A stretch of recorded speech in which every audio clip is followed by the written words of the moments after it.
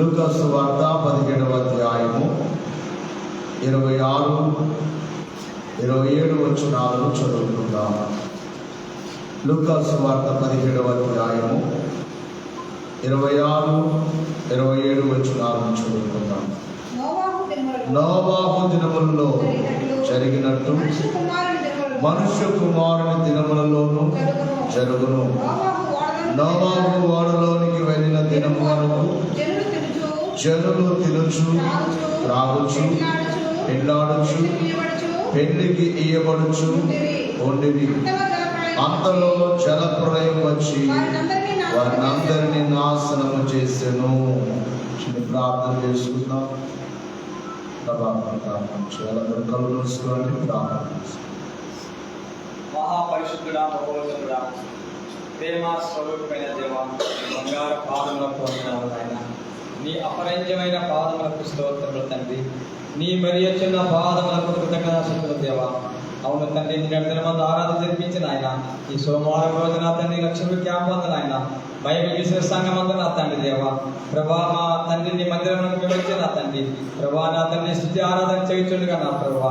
అవును తండ్రి, చదివిన వాక్యముల తండ్రి విషయమై ప్రార్థన చేయుచుండగా నా తండ్రి లోహావుల గురించి ప్రభా మీరు మాట్లాడుతున్నారని నమ్ముతున్నాను తండ్రి. ప్రభా దైవజనులు నిలబెట్టుకుని ప్రభా మాకు కావలసిన అద్భుతమైన మాటలు మాకు వినిపించి మా హృదయానికి నెమ్మదిని, శాంతిని, మా మనస్సుకు నా తండ్రి దేవా సమాధానం ఇచ్చే మాటలు మాట్లాడమని మా అందరితో మీరు మాట్లాడి మహిమ పొందమని యేసుక్రీస్తు నామములో వేడుకుంటున్నాను నా తండ్రి.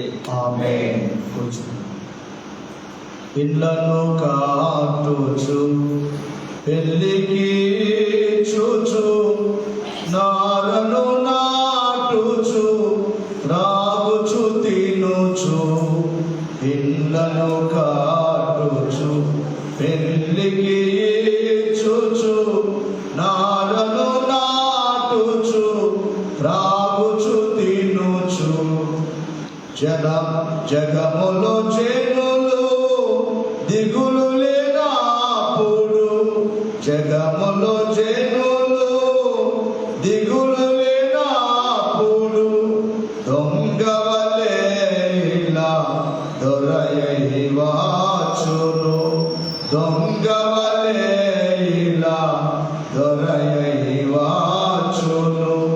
వరుగిడరా సోదరుడా, ప్రభు సన్నిధిని చేరుటకు, ప్రభు సన్నిధిని చేరుటకు పరుగిడరా.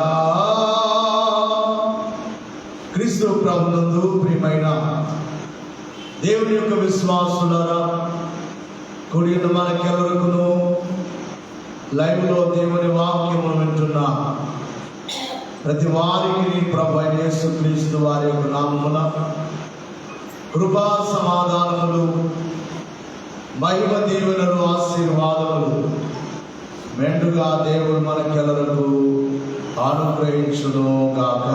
ఆమేన్. కొద్ది నిమిషాలు దేవుని యొక్క మాటలు మనం విందాము.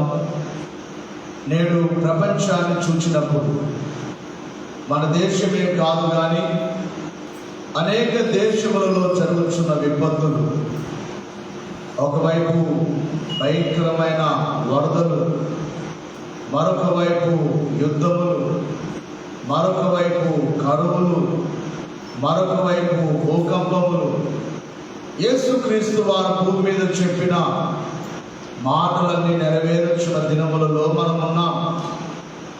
అందుకనే ఆయన రాకడను గురించి ఇక్కడ యేసు ప్రభువారు గుర్తు చేస్తున్నారు. మీ రాకడ ఎలా ఉంటుంది అని తన శిష్యులు ప్రభుని అడిగినప్పుడు వారితో ప్రభు చెప్పే మాట ఏమిటంటే, నోవాహు దినములలో జరిగినట్టు మనుష్య కుమారుని దినములలో జరుగును. నోవాహు ఓడలోనికి వెళ్ళిన దినము వరకు జనులు తినుచు త్రాగుచు పెళ్ళాడుచు పెళ్లికి ఇవ్వడుచు నుండిది. అంతలో జల ప్రళయం వచ్చి వారిని అందరినీ నాశనము చేసింది. పరిశుద్ధ గ్రంథములో ప్రధానముగా 3 ప్రళయములు కనబడుచు ఉన్నాయి. మొట్టమొదటి ప్రళయము పేరు ఏమిటంటే జల ప్రళయము. ఈ జల ప్రళయమును గూర్చి మనకు బైబిల్లో కనబడుతుంది. రెండవ ప్రళయము పేరు ఏమిటంటే అగ్ని ప్రళయము. ఇక మూడవ ప్రళయము పేరు ఏమిటంటే 7 ఏళ్ల శ్రమల ప్రళయం. మొదటిగా వచ్చిన ప్రళయము అది జరిగిపోయినది. నోవాహు దినములలో ఇందాక చదువుకున్నాం కదా, వారు తినుచు త్రాగుచు దేవుని మాట వినక తినడమే ఒక పనిగా వారు పెట్టుకున్నారు. అంటే వారు దేనికి ప్రాధాన్యత ఇచ్చుచు ఉన్నారు అంటే శరీరంచుకు వారు లోబడి బ్రతుకుచూ ఉన్నారు. తినడము, త్రాగడము, పెళ్లి చేసుకోవడము, శరీర సంబంధమైన జీవితాన్ని జీవిస్తూ ఉన్నారు. ఇంకొక మాటలో చెప్పాలంటే లౌకికులుగా ఉన్నారు. అంటే ఈ లోకమే, ఈ లోక భోగమే, ఇదే స్థిరము అని వారు బ్రతుకుచూ ఉన్న దినాలు అవి. దేవుడు అంటే వారికి భయం లేదు. నోవాహు వారికి ఎంత బోధ చేసినా వారు నోవాహును ఎగతాళి చేశారు. నోవాహు మాట వారు వినలేదు. నోవాహును వారు ఎన్నో మాటలు ఆయనను మాట్లాడారు. బైబిల్ చరిత్ర చెబుతుంది, దాదాపుగా 120 సంవత్సరాలు నోవాహు బోధ చేశాడు. 120 సంవత్సరాలు ఒకవైపు ఓడ కట్టుచు ఒకవైపు బోధ చేస్తూ ఉన్నాడు. దేవుడు నాతో చెప్పాడు, జల ప్రళయం రప్పిస్తానని, ఇదిగో మీరు మారండి, మీ జీవితాన్ని మార్చుకోండి అని ఎంతగా బోధించినా వారు వినలేదు, వారు మారలేదు. వారి యొక్క ఆలోచనంతా కూడా వారు లోకరీతిగానే ఉన్నారు. తినడంలోనే ఉన్నారు, త్రాగడంలోనే ఉన్నారు. పెళ్లి చేసుకోవడం అనగా లోక సంబంధముగా వరుస వాయి కూడా లేకుండా వారికి ఇష్టం వచ్చినట్లుగా వివాహాలు చేసుకునే వారిగా ఉన్నారు. గమనించాలి ప్రియులారా, వారిని గురించి బైబిల్ గ్రంథంలో రాయబడిన మాటలు మనకు కనబడుచు ఉన్నాయి. ఎంతగా బోధ చేసినా వారు మార్పు చెందని వారిగా ఉన్నారు. అందుకనే దేవుడు ఏం చేశారు అంటే వారిని ఏమి చేశాడు, భూమితో కూడా నాశనం చేశాడు. అందుకే అన్నాడు కదా, ఆదికాండము 6వ అధ్యాయంలో ఏమన్నారు, నేను భూమితో కూడా వారిని నాశనం చేస్తానన్నారు. సృష్టించిన వాడు ఆయనే. ఈ సృష్టిని నాశనం చేయగలిగిన శక్తి కూడా దేవునికి ఉన్నది. ఎందుకు ఆయన నాశనం చేస్తానన్నాడు? రాత్రి కాలంలో ఒక ప్రసంగం రేపు ఆదివారం మీకు చెప్తారు. ఇంత నష్టము జరుగుతూ ఉన్నప్పుడు, ఇంతమంది చనిపోవచ్చున్నప్పుడు దేవునికి బాధ కలగదా అనే ఒక ఆలోచన నాకు వచ్చింది. రాత్రి ఆరాధనలు అయిపోయి విశ్రాంతి తీసుకోవాలి కానీ కరెక్ట్గా 12:45 1 గంటకు ముందే పడుకోవడం లేటుగా పడుకున్నా. మరలా వెంటనే మెలకు వచ్చింది. అప్పటి నుంచి నేను బైబిల్ని చూస్తూ, దేవుడు ఆయనకు బాధ లేదా, తన పిల్లలే కదా, భూలోకంలో ఉన్న మానవులందరూ తన పిల్లలే కదా, ఇలా చనిపోతుంటే దేవునికి బాధ లేదా, దేవునికి దుఃఖం ఉండదా అనే ఒక ఆలోచన నాలో పుట్టింది. దానికి సమాధానముగా దేవుడు తన పిల్లలు పాడైపోతే ఆయన సంతోషంగా ఉండలేడు. ఒక మాటలో చెప్పాలంటే ఇక్కడ తల్లిదండ్రులుగా మీరు ఉన్నారు, మీ పిల్లలు మీ ముందు నాశనం అయిపోతే మీరు సంతోషించగలరా? ఒక మనిషిగా నీవే నీ కుమారునికి ఏదైనా, నీ కుమార్తెకి ఏదైనా అయితే నీవు సంతోషించలేవే, మరి పరలోకమున్న దేవునికి దుఃఖం ఉండదా? చాలా దుఃఖం ఉంటుంది దేవునికి. పలుమార్లు ఆయన దుఃఖపడతారు. ఇక్కడ నోవాహు దినాల్లో కూడా ఆయన దుఃఖపడినట్లుగా మనకు బైబిల్లో కనబడుతుంది. 6వ అధ్యాయం 6వ వచనములో ఏమని వ్రాయబడింది? తాను భూమి మీద నరులను చేసినందుకు యెహోవా సంతాపము నుండి తన హృదయములో నొచ్చుకొనెను. సంతాపము అనగా వేదన పొందుచున్నాడు. అయ్యో, ఎందుకు ఈ నరులను కలుగ చేశాను? ఒక తండ్రి తన యొక్క పిల్లల మాట వినకపోతే తన యొక్క మనసులో, లేక కొన్నిసార్లు బహిరంగముగా కూడా తల్లిదండ్రులైన వారు ఏమని బాధపడతారంటే, ఎందుకు ఈ పిల్లలను మేము కన్నాము? దేవునికి కూడా అదే వేదన. తాను భూమి మీద నరులను చేసినందుకు యెహోవా తన హృదయములో నొచ్చుకున్నాడు, సంతాపము నొందుచున్నాడు, బాధపడుచున్నాడు, దుఃఖపడుచున్నాడు. మరి అలాగైతే వారు తెలుసుకుంటున్నారా?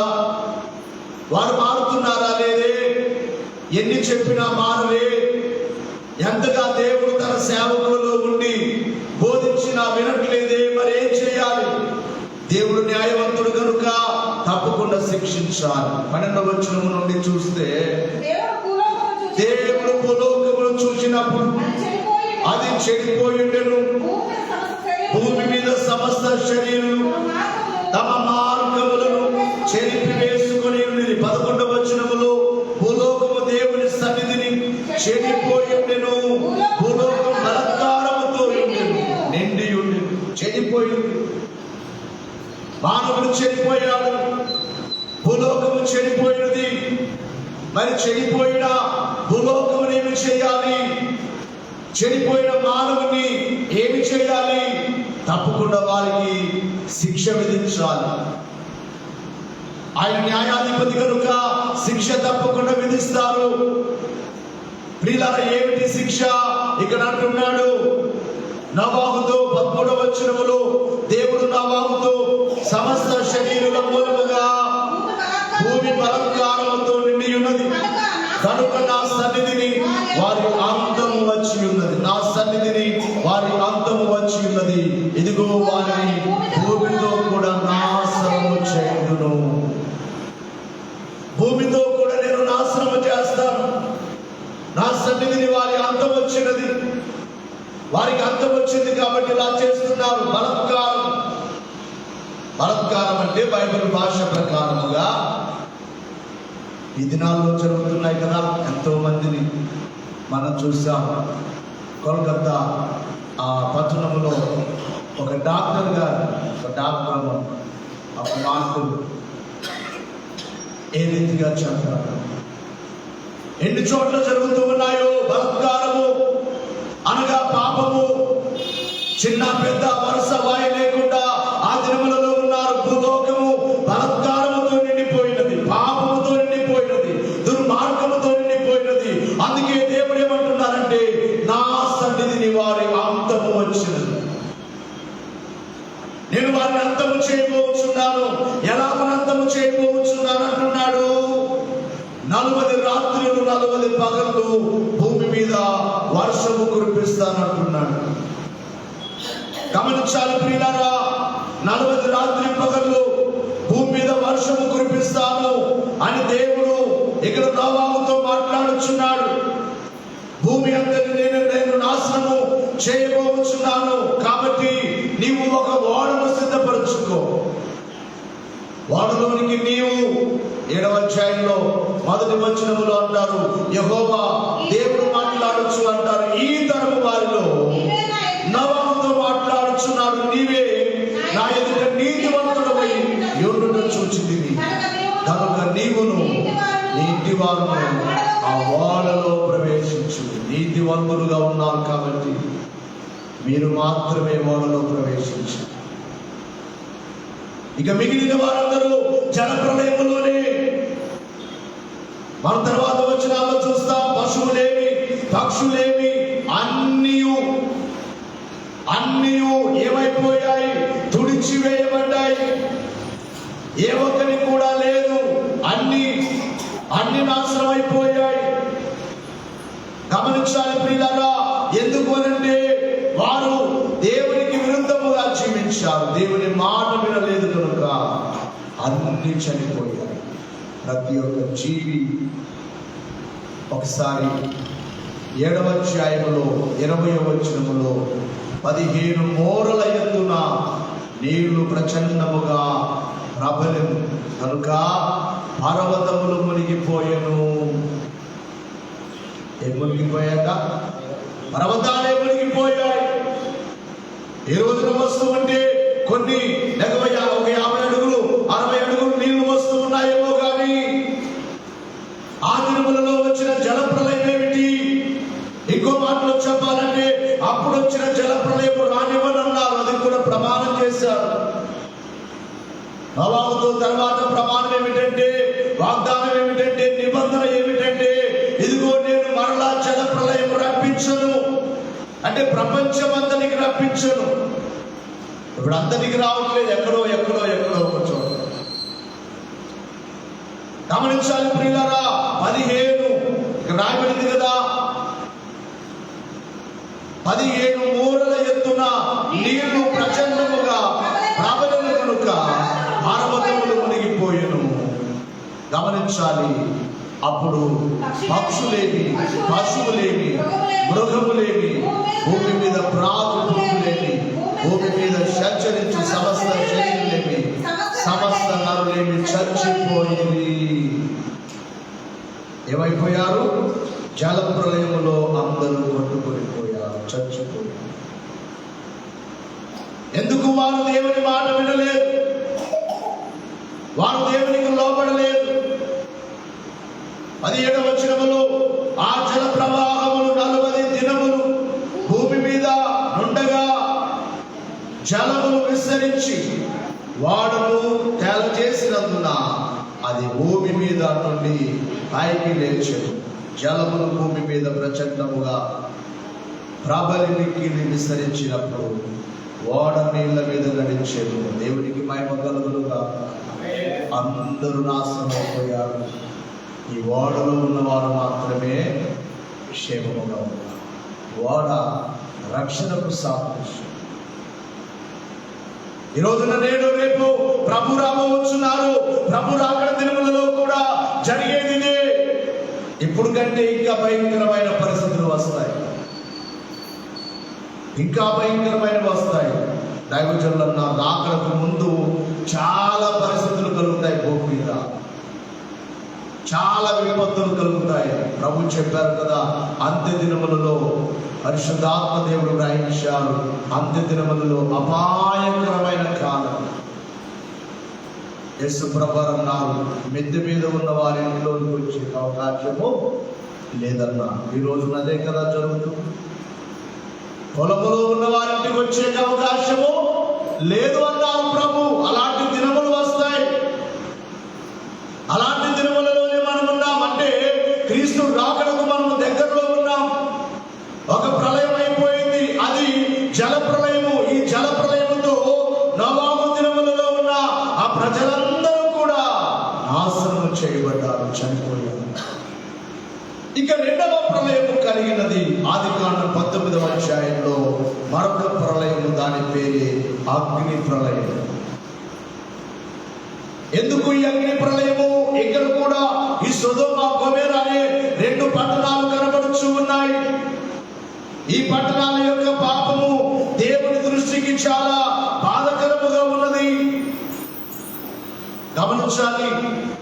దేవుడు మాట్లాడుచు సొదొమ యొక్క పాపము ఆయన దృష్టికి బహు ఘోరముగా ఉన్నట్లుగా, ఆయన బాధపడుచు ఉన్నట్లుగా వాక్యంలో చూస్తుంది. దేవునికి మహిమ కలుగునుగాక. ప్రియులారా, ఒకసారి 19వ వచనాన్ని చదువుకుందాం. ఆదికాండం 18వ అధ్యాయం 19వ వచనం. ఎట్లనగా యెహోవా అబ్రాహామును గూర్చి చెప్పినది కలుగు చేయనట్లు తన తరువాత తన పిల్లలను నీతి న్యాయములను జరిగించుచు యెహోవా మార్గమును కైకొనుట అతడు వారికి ఆజ్ఞాపించినట్లు నేను అతనిని నెరిగి ఉన్నాను. మరియు యెహోవా సొదొమ గొమొర్రాలను గూర్చిన మొర గొప్పది కనుకను వాటి పాపము బహు భారమైనది కనుకను. ఏమై ఉన్నదట?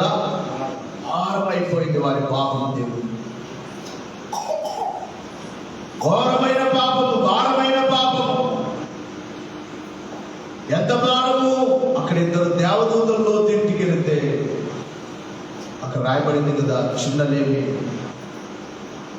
19వ అధ్యాయంలో ఆ ఊరి పట్టణస్థులందరూ అక్కడికి వచ్చేసారు.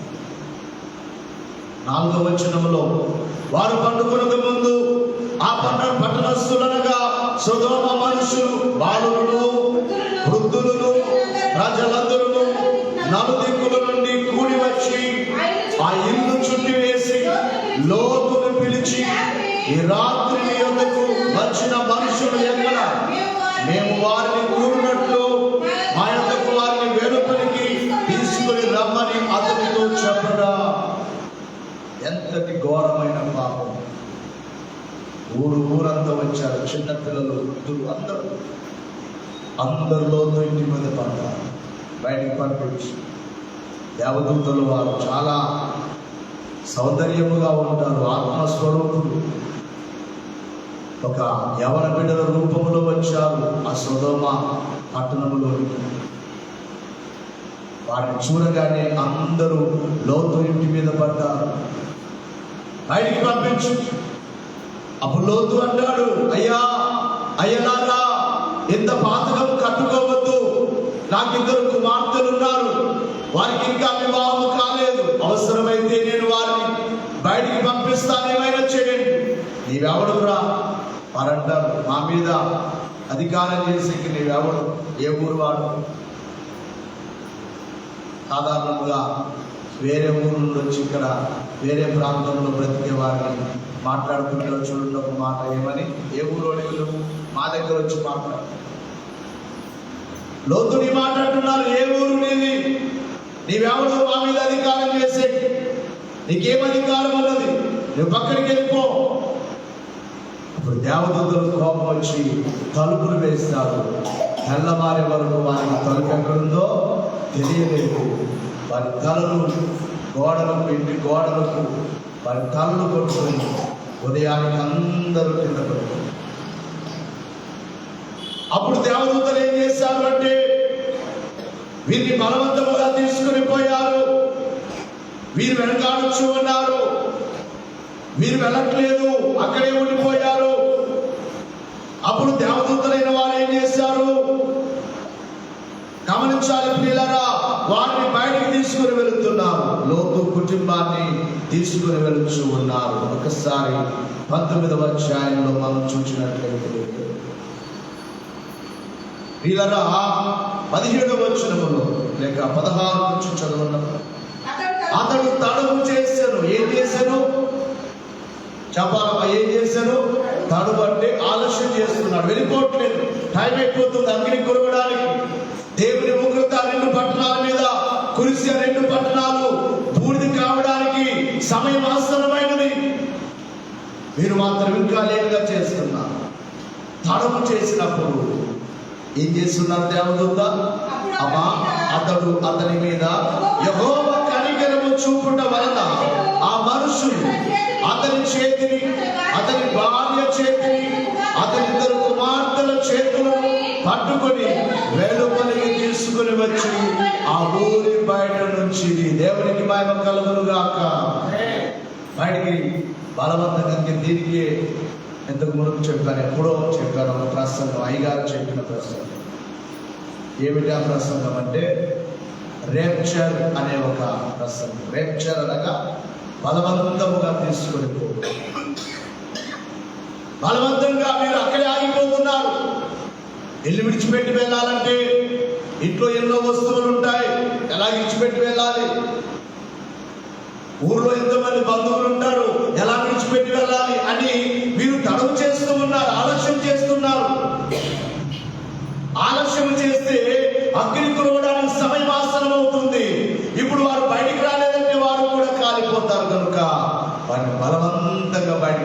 వచ్చారు. రేపు జరిగేది కూడా అదే.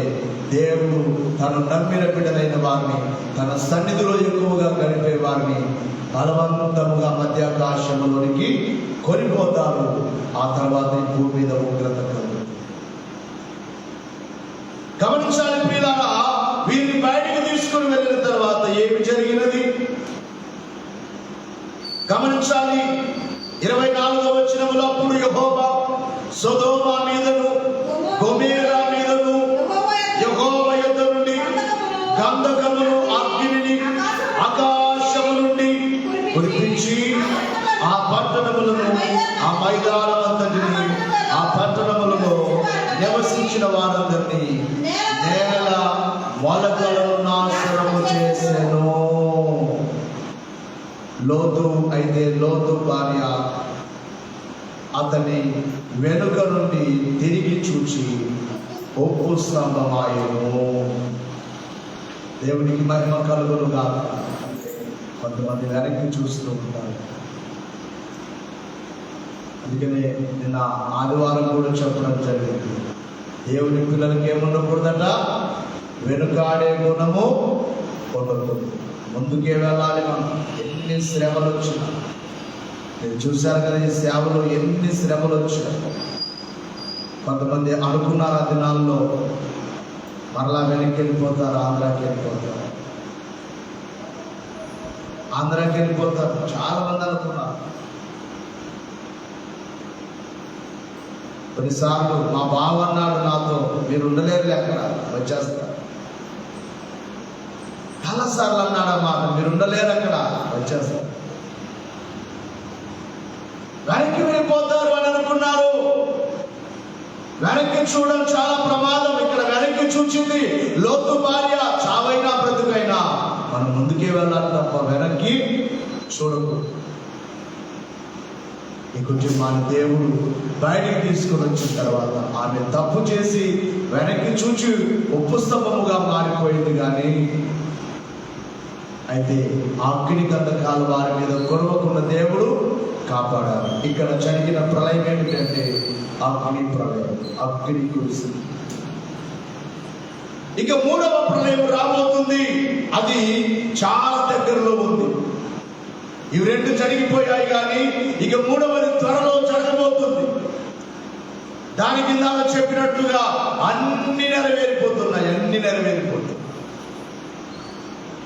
అన్ని నెరవేరిపోతున్నాయి. రాజ్యములపై ఒకసారి అందరూ లేచి నిలబడదాము.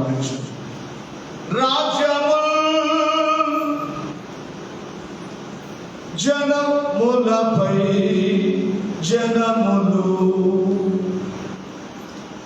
ఎటు చూచినా యుద్ధమే, ఎటు కేగినా మరణమే. ఎటు చూచినా యుద్ధమే, ఎటు కేగినా మరణమే. ఇది రక్షణ కృపకాలం, ప్రభుత్వరగా వచ్చు సమయం. ఇక ఆలస్యం లేదికా, మనసు మార్చుకో నీవిగా. ఇక ఆలస్యం లేదికా, మనసు మార్చుకో నీవిగా. దేవుని యొక్క రాకడ సమీపముగా ఉన్న దినములలో మనం ఉన్నాం. ఎక్కడ చూసిన మరణాలు, ఎక్కడ చూసిన విపత్తులు, అకాలమైన అపాయములు. అంత్య దినములలో అపాయకరమైన దినములు. ఎప్పుడు అపాయం వస్తుందో తెలియదు. రాత్రి క్షేమముగా ఉన్నాం, ఉదయానికి క్షేమముగా ఉంటామా తెలియదు. కేరళ రాష్ట్రంలో జరిగింది కదా, రాత్రందరూ నిద్రలో ఉన్నారు, ఉదయానికి ఆ ఊర్లే ఇల్లే లేదు. అపాయకరమైన దినములలో అంటే క్రీస్తు రావడానికి సమయం చాలా దగ్గరగా ఉంది. అందుకే నోవహు ఎలాగైతే దేవునితో నడిచిన వాడిగా ఉన్నాడో, లోతు ఎలాగైతే నీతి నీతివంతుడిగా పేతురు పత్రికలు అంటాడు, నీతివంతుడైన లోతును తప్పించాను, నీతివంతుడైన నోవాహును దేవుడు తప్పించాడు. నీవు నీతిగా బ్రతికినట్లయితే రాబోయే ఉగ్రతలో మనం ఉండము. రాబోయే ప్రళయం జల ప్రళయం కంటే భయంకరమైన ప్రళయం. రాబోయే ప్రళయం అగ్ని ప్రళయం, జరిగిపోయిన లోతు దినములలో జరిగిపోయిన అగ్ని ప్రళయం కంటే భయంకరమైన ప్రళయం రాబోతుంది ప్రపంచానికి. తినడానికి తిండి దొరకదు, త్రాగడానికి నీరు దొరకవు, సూర్యుడు నల్లగా మారిపోతాడు. ఇవన్నీ కూడా ప్రకటన గ్రంథంలో రాయబడ్డాయి. దైవజనుడు పద్యంలో పాడొచ్చు అన్నారు, సూర్యుడు నలుపెక్కు చుక్కలు రాలును, చంద్రుడు ఎరుపెక్కు క్షయము కాంతి, జ్ఞానకాంతి కృషించు మానవానికి జ్యోతి కాంతి తగ్గును క్రమక్రమముగాను.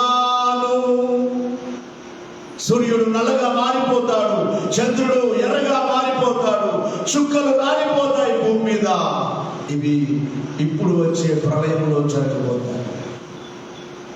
జలములు చేదవును, చెరువులు చతురు త్రాగి త్రువినా దొరకదు త్రాగు నీరు, సంద్రము రక్తమౌ చచ్చును చేపలు వడలు నశించు ఉప్పు పాడు. ఉప్పు దొరకదు, సముద్రమే రక్తమైపోతుంది, సూర్యుడే నల్లగా మారిపోతాడు, చంద్రుడే ఎర్రగా మారిపోతాడు, నక్షత్రాలు రాస్తాయి. ప్రకటన గ్రంథం 6వ అధ్యాయం 12వ వచనములో వ్రాయబడినట్లుగా, ప్రకటన గ్రంథం 6వ అధ్యాయం 12వ వచనములో వ్రాయబడినట్లుగా ఈ ప్రళయంలో జరిగే పరిస్థితులు ఇక్కడ కనబడుతున్నాయి. ఎవరు తప్పించుకోలేరు అని ఇక్కడ మనకు కనబడుతుంది. ఆయన 6వ ముద్రను విప్పినప్పుడు నేను చూడగా పెద్ద భూకంపము కలిగెను, సూర్యుడు కంబలి వలె నలుపాయను, చంద్రబింబమంతయు రక్తవర్ణమాయను. బాగా వినాలి. 6వ ముద్ర విప్పినప్పుడు పెద్ద భూకంపం. అంటే ఇప్పటి వరకు చాలా భూకంపాలు వచ్చాయి, కానీ 7 ఏళ్ల శ్రమలలో వచ్చే భూకంపాలు ఇప్పుడు వచ్చినట్లు భూకంపాలు కాదు. బైబిల్ ప్రపంచ భవిష్యత్తును ఈ బైబిల్ గ్రంథములో వ్రాయించారు దేవుడు. ఇప్పుడు రాబోయే ప్రళయం ఏమిటంటే, ఇదిగో పెద్ద భూకంపము కలిగెను, సూర్యుడు నల్లగా మారిపోతాడు, చంద్రుడు రక్తవర్ణముగా ఎర్రగా మారిపోతాడు. పెద్ద గాలి చేత ఊగులాడు అంజూరపు చెట్టు నుండి అకాలపు కాయలు రాలినట్లు, అంజూరపు చెట్టుకు కాయలు కాసినప్పుడు ఆ ఫలములు అవి కోతకు వచ్చినప్పుడు గాలి వస్తే ఎలాగునా కింద రాలిపోతాయో, ఆ దినమున నక్షత్రములు ఆకాశములో నుండి కిందికల రాలిపోతాయని ఇక్కడ దేవుడు తన యొక్క గ్రంథములో వ్రాయిస్తున్నాడు. మరియు ఆకాశ మండలము చుట్టబడిన గ్రంథం వల్ల తొలగిపోయాను. ఆకాశం అలా ఒక గ్రంథము చుట్టబడినట్లుగా, గ్రంథము చుట్టినట్లుగా ఆకాశము చుట్టబడి తొలగిపోతుందట, ఆకాశం ఉండదు. మరి ఏం రాయబడింది అంటే, ప్రతి కొండయు ప్రతి ద్వీపములు వాటి వాటి స్థానములు తప్పును. ఇక్కడున్న కొండలు ఇక్కడే ఉండవు, ఇక్కడున్న భూమి ఇక్కడ ఉండదు, నీ భూమి ఇక్కడ ఉందా, ఎక్కడికి పోయి ఉంటుందో తెలియదు, స్థానములు తప్పుతాయి. అంటే భూమి తలకిందులైపోతుంది. అందుకని మీకు చాలా సార్లు చెప్పే మాట, మన మనసంతా దేవుని మీదే ఉండాలి. ఈ లోకం మీద, లోకాశల మీద మనకేది ఉండదు. ఇక్కడ దినముల్లో మనం ఉన్నాం, దేవుని రాకడ సమీప దినాల్లో ఉన్నాం. ఒకవేళ ఈ రోజున నీకు ఆస్తి ఉంటే, నా ఆస్తిని బట్టి నేను బాగుండగలను అనుకుంటున్నావేమో. బైబిల్ ఏం చెబుతుంది? ఉగ్రత దినమున తమ వెండి బంగారములను వారిని తప్పించలేవు. మేలు మిద్దలు మేలు చూపునా, వెండి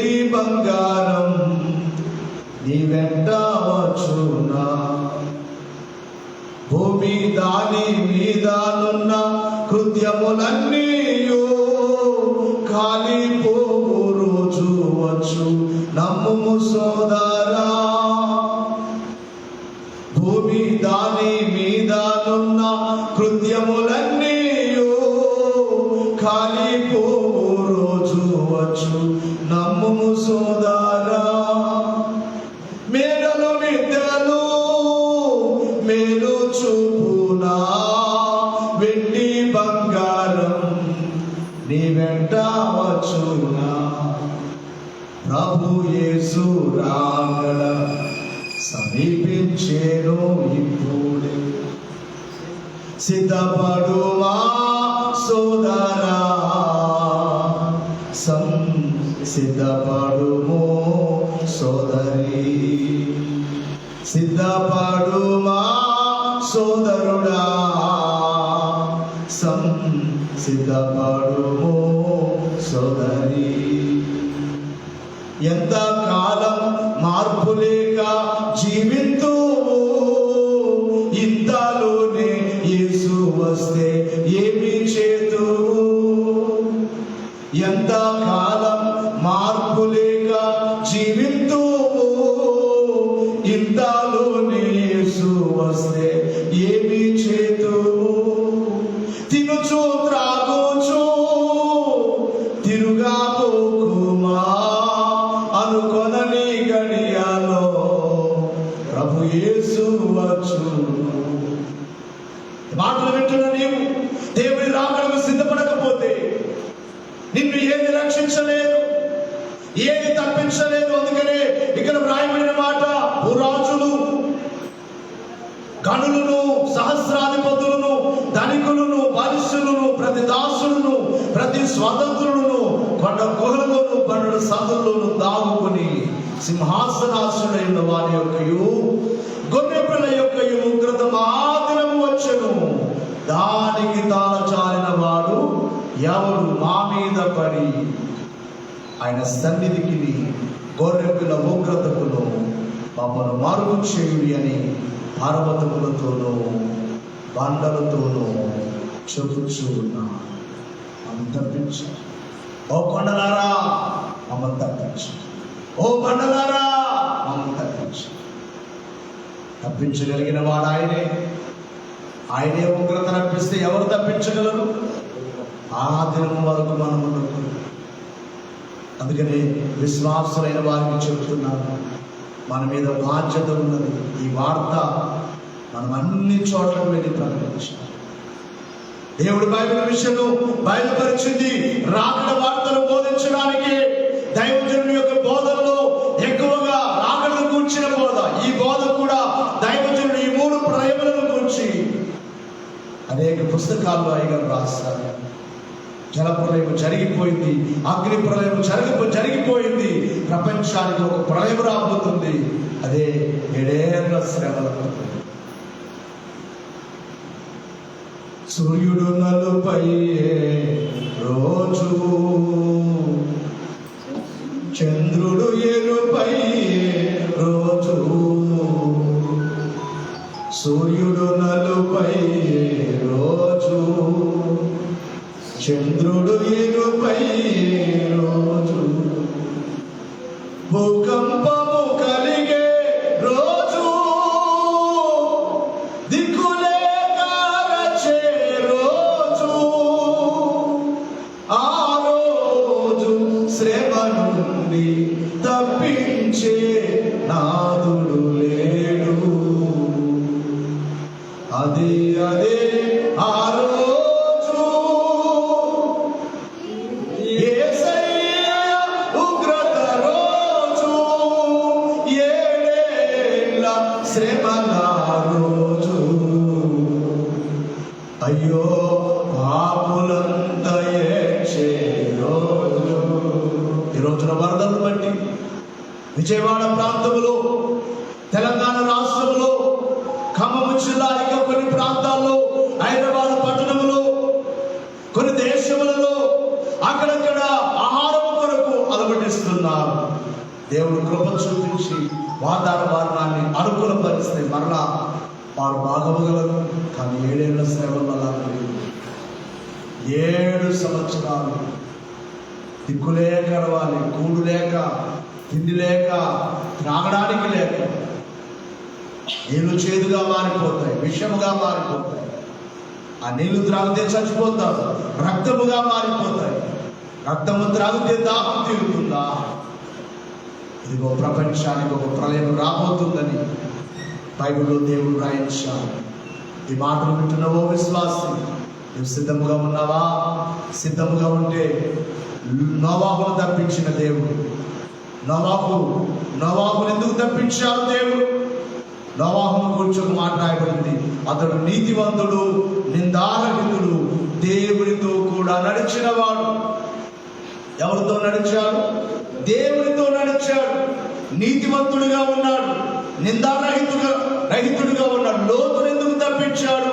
లోతును కూర్చి రాయబడిన మాట నీతివంతుడైన లోతు. అందుకే లోతును దేవుడు లోతు కుటుంబాన్ని తప్పించాడు. నీవు నీతిని కాపాడుకో, నీతిని సంపాదించుకో, నీతిగా బ్రతుకు, దేవునితో ఉన్నాడు. ప్రతి సోమవారం ఇక్కడ కానుకేం పడట్లేదు, కానీ ప్రతి సోమవారం వచ్చి దేవుని మాట విన్నానని చెప్తుంటే కొంతమంది ఇంటి దగ్గర ఉంటున్నారు. నాకు చాలా బాధ. ఏం చేయాలి? నాకు అనిపిస్తుంది, ఈ సంఘాలన్నీ ఎవరికైనా అప్పగించి వెళ్ళిపోదామా దూరం, ఇంకా ఎక్కడికైనా వెళ్ళిపోయి. చాలా మంది ఆకలితో ఉన్నారు, వాక్యం లేక. కొన్నిసార్లు కొన్ని చోట్లకు వెళితే, మనం ఒక చోటుకి వెళితే వాళ్ళు అంటున్నారు, అయ్యా నెలకు ఒక్కసారి అయినా మా దగ్గరికి రండి, సిఎస్ఐ చర్చ్ నెలకు ఒక్కసారి. వాక్యం లేదు మా